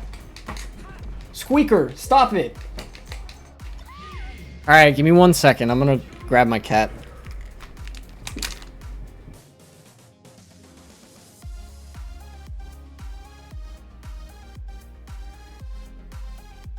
Look at this idiot. Look at her. Squeaker, say hi to everybody. You're scratching my nice reading chair.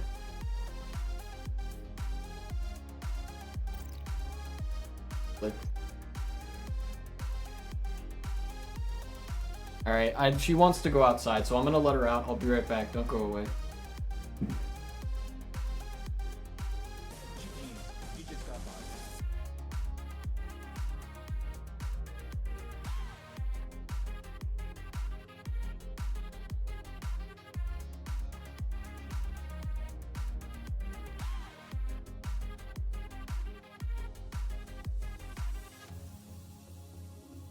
Silly kitty.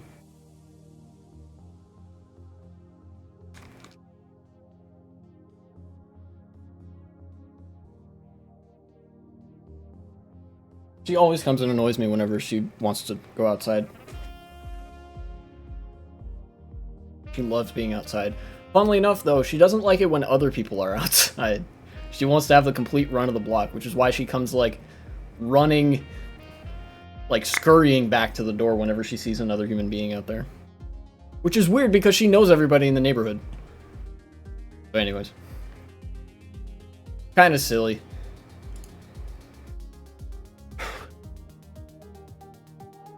Oh yeah, I saw something incredibly funny on Twitter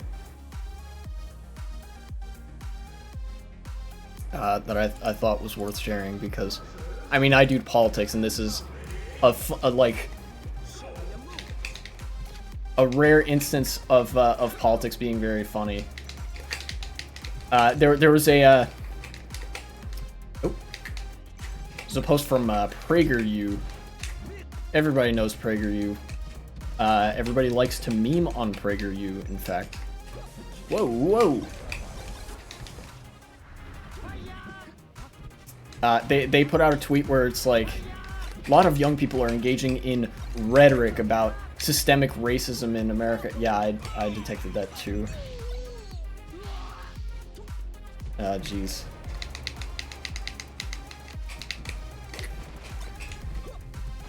I'm sorry if my internet's really bad, guy, but, you know.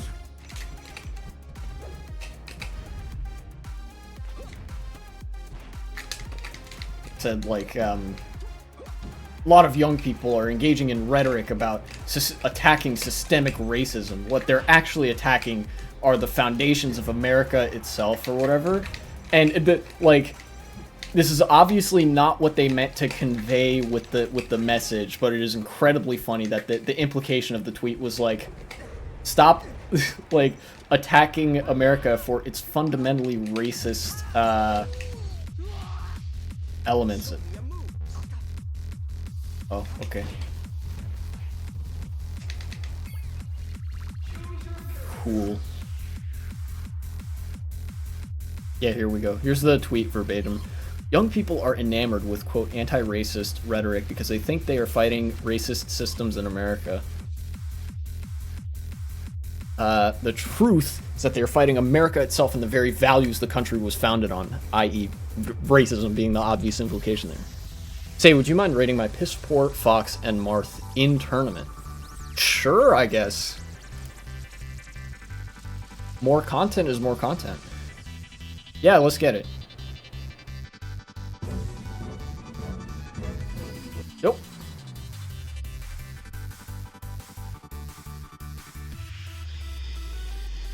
Jump to 526. Okay.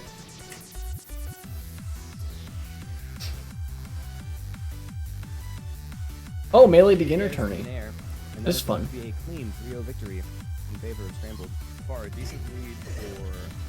Ah, your Fox. I see. Gets that forward smash, and that is going to be a kill. That's first stock already. 4% up to. Oh, oops. And an SD. It's looking like. Oh, homie stock. And Al gives the. That Samus is very considerate, I suppose. Second player in this tournament after Glorious to give a homie stock in tournament. Brony's sticking with Fox. The double forward smash work. Okay, let's take it game at a time, right? Let's go and look at the Pokemon Stadium game, right? And I don't. Okay, here's a mistake actually that a lot of top players make when analyzing stuff. Yeah, I'll get to that in a moment. Is that top players tend to like over-explain sometimes when like it's quite simple. So Mango said something a little while ago.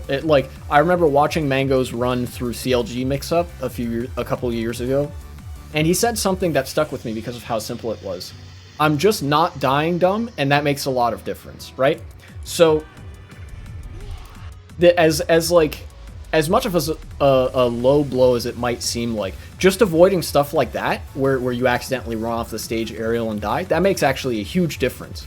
Because now the opponent actually has to wear themselves down that much more by working to try to kill you. That's just one thing, right? And then another thing is, it might be worth, I notice, you know, in these clips, let's see here.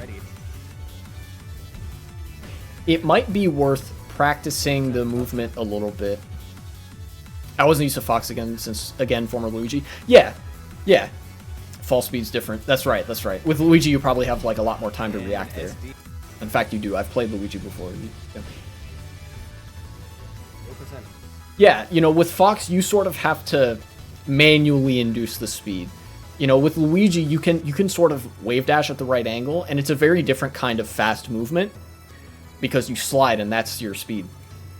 With Fox, it's a little bit different. You have to be utilizing the momentum of your run, and so I think it might actually just be worth practicing moving around to be a little bit faster, right? Because one thing you don't want to do as Fox is give the opponent a clear target. That's one of Fox's biggest weaknesses, that he's combo food.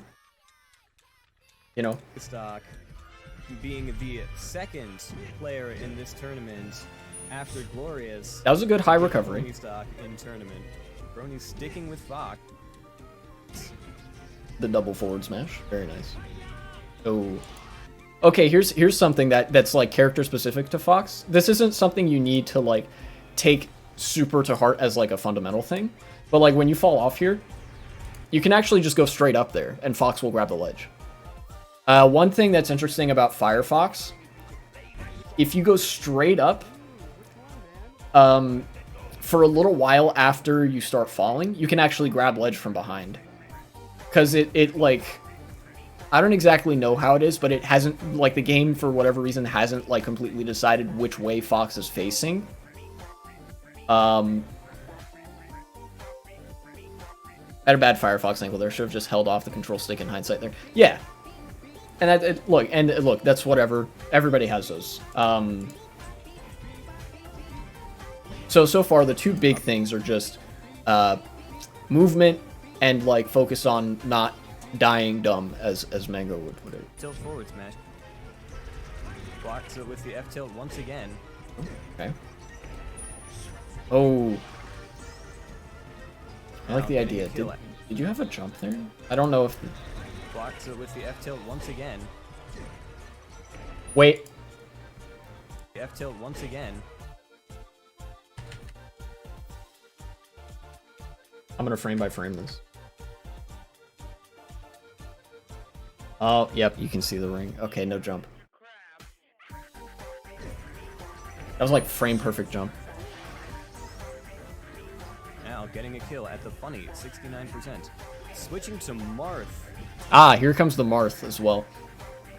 So there's two things for Fox. Especially, you know, with Samus. Samus is kind of slow and floaty, but a bit like Luigi. You want to make it hard for them to keep up with you. That's why I emphasize movement a lot. Because like I said in the other video, Fox dictates the control of the match if you play him to his strengths. And none of them know Luigi. Get Here, hold on. So that's 5 characters that Brony has played. And none of them know Luigi. Gets the tip or F smash off the start. Just stuffing with I like this recovery so far. Or this edge guard. That was a rather convincing looking edge guard for a little bit there. Commentator was annoyed with me here because on stream I've now used Luigi, Kirby, Icy's, Fox, and Marth. Damn. Well, that's their problem. Kind of a skill issue on their part, if I'm being honest. Stop the up B. So there's this edge guard sequence, and then this last part is where they okay. And up B is a long way. All right. So now let's see these clips here. It's played.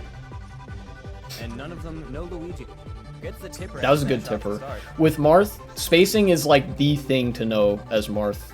Is it like sometimes you want tipper, sometimes you don't. Here you greatly benefited from a tipper, so just stuffing with this counter is working out. Counter to stop the up B. That's good so far. That was a rather convincing looking edge guard for a little bit there. It's kind of hard for me to give tips on like edge guarding Samus because Samus is, well, difficult to edge guard. A lot of times what people do, here's something, right? A lot of times what people will do when Samus tethers to the stage is just sort of back off because Samus, when Samus does the tether, when they do, Stuffing with, let me see if I can see. Just stuffing with getting counter to stop. Like when they do that, this is just a regular jump. They can like neutral air here or something like that. I think down smash was good. Like that's good. But you know, you're gonna want to like really watch out when Samuses do that. when they tether. And then, yeah, I don't know. I think, you know, obviously hindsight 2020, counter would have been good, I guess. Counter is actually good at top level as well against certain recoveries. Okay. Down smash. That was a good DI on the down smash. Not quite going to Ooh. go. Okay, here's something, right? In this recovery situation here, this is just something to know as Marth in general. Down smash. Usually as Marth, you don't really want to spend your double jump that early, right? And of course this, but whatever. That's just like, oh, I should have been holding the other direction. Whatever, very simple. But like with Marth, usually the conventional wisdom, which is conventional in this case for a reason, is that you usually want to recover low. Because there's so much time to like hit Marth after you use your up B if you go high. And then aside from that, it's like you didn't really need to up B here. I don't know if you know about Marth's side B stall. You probably do, like, you know, watching other Melee matches. If you just do side B once. One thing that a lot of people neglect to do in recovery situations like this is just air dodge. You can just air dodge on stage, and that's significantly safer than if you did an up B. Although here it's kind of hard with, like, Samus in that position. Yeah. They didn't really show me very much of the match here for me to give so many tips about how to play the Marth-Samus matchup. Here's one thing, though. You might be familiar with this as Luigi. I mean, this might even be why you picked Marth here, is that you use Marth's wave dash and Marth's forward air. You know, Luigi has that slap, the karate chop. Marth's forward air is like a more safe version of that, because it's disjointed. Marth's forward air, you can actually slap missiles out of the air if you space it right. Again, spacing is the #1 thing as Marth, is just to know how far do your moves go. You know, and if you can do safe moves, you're going to get so much mileage out of that, because people are going to start getting annoyed, they're going to start running into your moves, you're going to hit them more.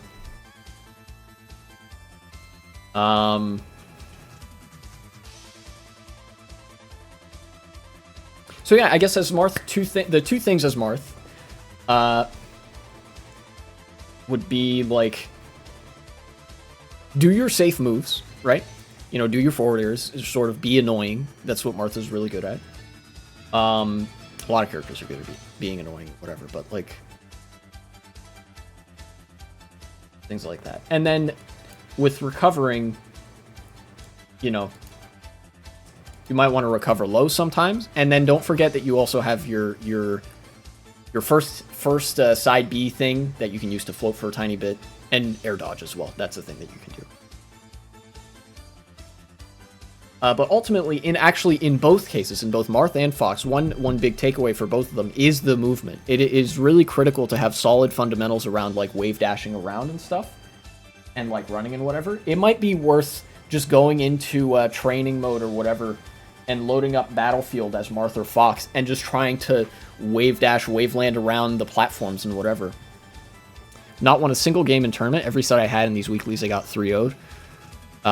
That's fine. Everybody starts there. My first tournament, I went 0-2. My next several tournaments, I went either 0-2 or 1-2. It's only last year, after having been playing Melee since 2015, that I went to SmashCon 2022 and went 2-2, and tied with several hundred other players for 384th or 385th. Some consideration. I have a trading mode ISO, might load it up later. Yeah, and I think, you know, a good place to start is just trying to master the movement. It is like, you know, if I go to, you know, if you see me moving around on Battlefield and whatever, you'd be surprised how much of Melee is not even like doing the moves, it's just moving around and sliding and wave dashing and stuff. That dictates a lot of Melee. And so once you do that, you've already committed a large amount of the game to memory. And in fact, that's something that you can just basically use to learn other things. It's like a good starting point. It's like the key, and that unlocks the rest of Melee, basically, which is kind of sick.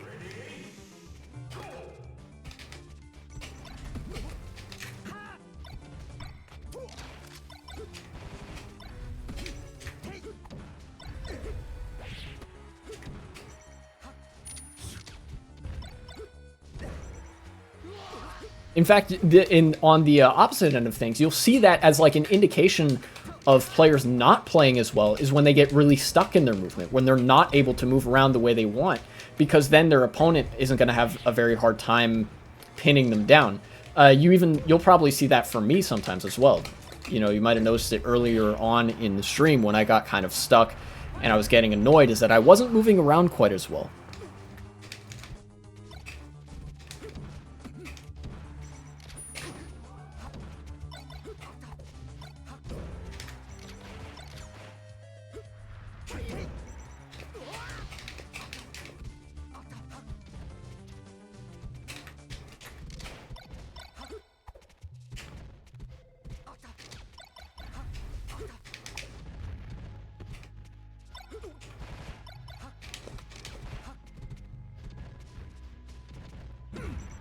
You know, as much as people kind of make fun of hugs in the community, Hugo, he really had a banger with how he described the neutral game in the metagame documentary. You know, it's all about positioning.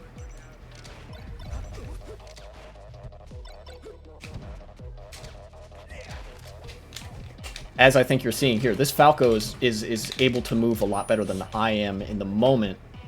You know.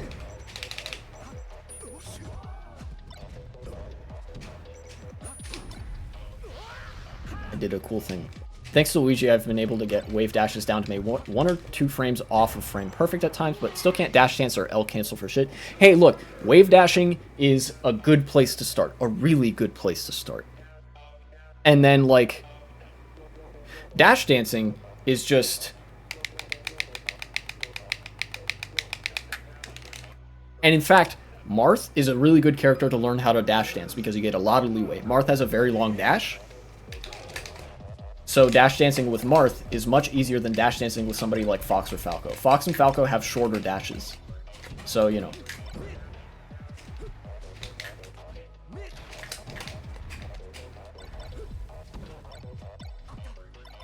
Try to force it faster than necessary. Yeah, just take one at a time. Start with either wave dashing or dash dancing. And then once you get that down, move on to the next thing. And then I would say that L canceling is probably, out of those three, is the one you want to worry about last. Because plenty of characters have ways that you can auto-cancel moves. You know, like if I, as Fox, if I jump, full jump, and back air, I don't need to L cancel because I just land. You know, the move is done by the time I get back down.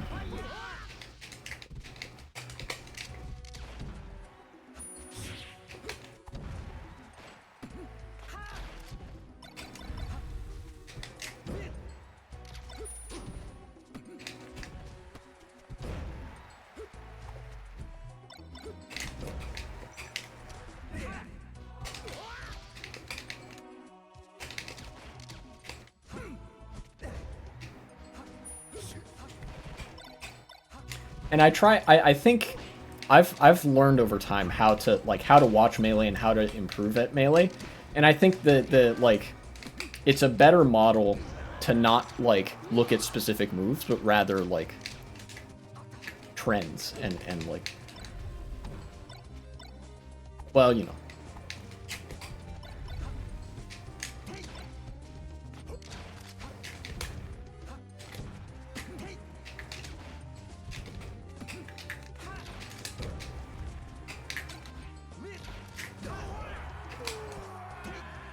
Only reason I care as much for L canceling is I have an actual 1.02 disc from childhood and want to get everything naturally. Yoshi's Story requires 2,000 plus feet as Yoshi in a home run contest. Dare spamming works, but only if canceled once or twice.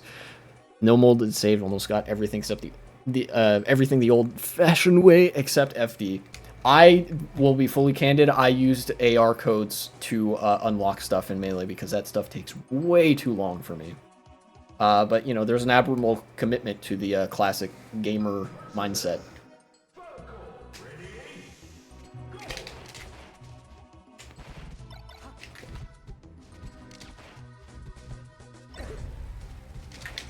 Battlefield was actually mindless. How do you have to unlock that stage? I actually forget. Just name entry glitch to use Master Hand? Oh. I see. Clear 15-minute melee. Oh, okay, I got you. Yeah, Master Hand would let you do that pretty easy, wouldn't it?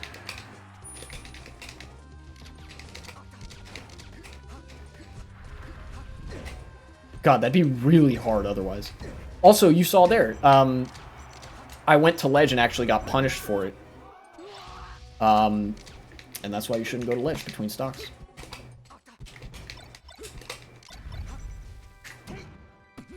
Unless you're Mewtwo King playing Marth, in which case you get rewarded for that because you know what you're doing. Or if you're hacks, in which case you literally are just so cracked at the game that you do perfect refreshes and get max glint or whatever.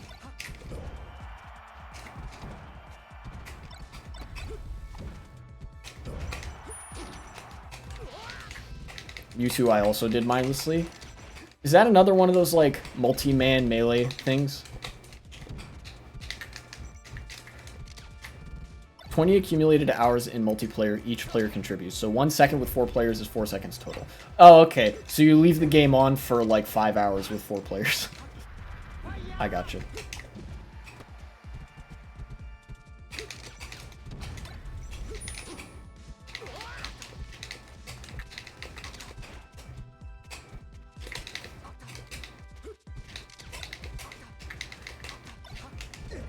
Oop.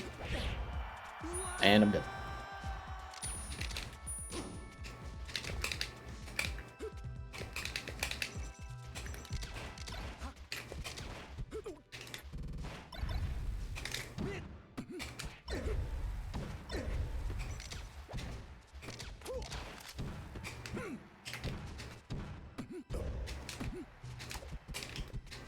Oops.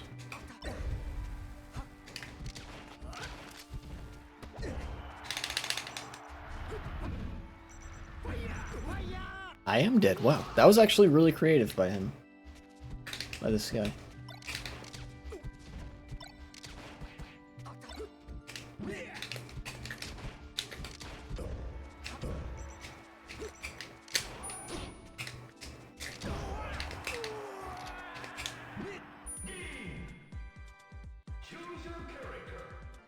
Well, I guess Panger's never gonna get back to me, huh? Unless we played and he was that, like, really insufferable Falco player, in which case... Alright. Gotta go, GG's. GG's, slugs. I guess, actually, now that there's only a couple minutes left in stream... Another cheese for Mewtwo, actually. Lightning mode does speed up the timer. Oh, interesting. That's cool. Then you can make it go, like, twice as fast. So then... So I could have gone for 2.5 hours on it with 4 players. That would work, yeah. What did I want to, I don't know, I feel like I might not have exhausted my full thoughts about the, like, the Union news that I saw. I think there's not really enough time for me to get any more good melee matches in before I want to, like, end stream. Because I usually stream for 2 hours. Yeah, I think I just wanted to say that, like, there's a new rule change in the NLRB, makes unionizing a lot easier, which is good, because it means more people will unionize, and every study that I've read has shown that unionization is actually good for workers in the workplace.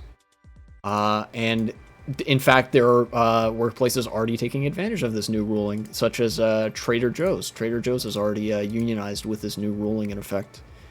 Because previously it was, like, really bad. Employers could just tell you, no, you can't have a union. And then you had to specifically go ask the NLRB to help you. And if they didn't get back to you, you're just fucked, I guess. But anyways. That's going to open things up to get better in America. Just like I'm getting better at Super Smash Bros. Melee for the Nintendo GameCube. How do you like that one? Anyways, I'm going to find somebody to raid now that it's, like, coming up on 2 hours. Thanks for watching, and I'm glad that I was able to do what I did on stream. Glad we went through that, like, choose your own adventure with tool assist. That was a lot of fun. Let's see. I paused the music. Who's live? Cody Schwab is live. Let's go watch Cody Schwab.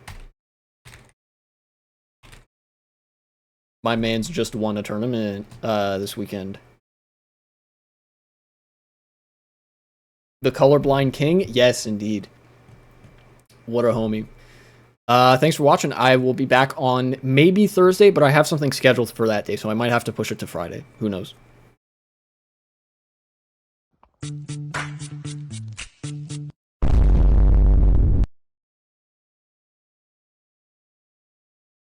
Thanks for the follow, by the way.